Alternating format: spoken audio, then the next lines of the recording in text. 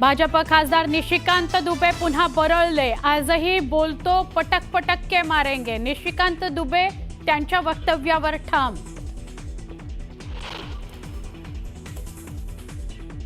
अनिल परब आणि शंभूराज देसाईंमध्ये जुंपली। देसाई मंत्री असताना गद्दारी करत होते परबांचा आरोप। तर गद्दार कुणाला बोलतो, बाहेर ये तुला दाखवतो म्हणत देसाईंचं परबांना उत्तर।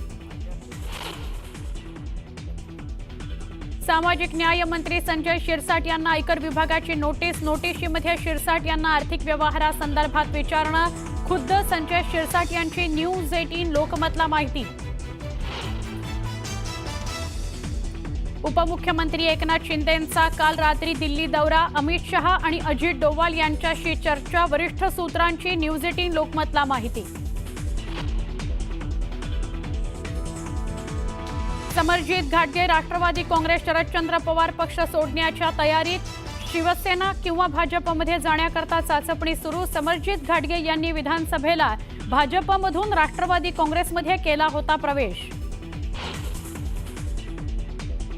मुंबईतील सिंदूर पुलाचं मुख्यमंत्र्यांच्या हस्ते लोकार्पण। करणार पूल आता सिंदूर पूल नावानं ओळखला जाणार।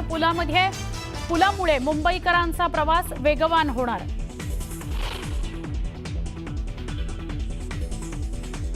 शहापूरच्या आरएस दमानिया शाळेत पाळी आल्यानं मुलींची कपडे काढून केली तपासणी। अत्यंत संतापजनक प्रकार। 8 जणांवर गुन्हा दाखल।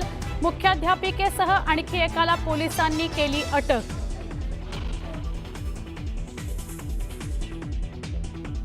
धुळ्यात मुलींची छेड काढणाऱ्या 2 रोड रोमियोंना बेदम मारहाण। शिवसेना शिंदे गटाच्या पदाधिकाऱ्यांनी दोघांची काढली धिंड। पोलिसांच्या दिलं ताब्यात।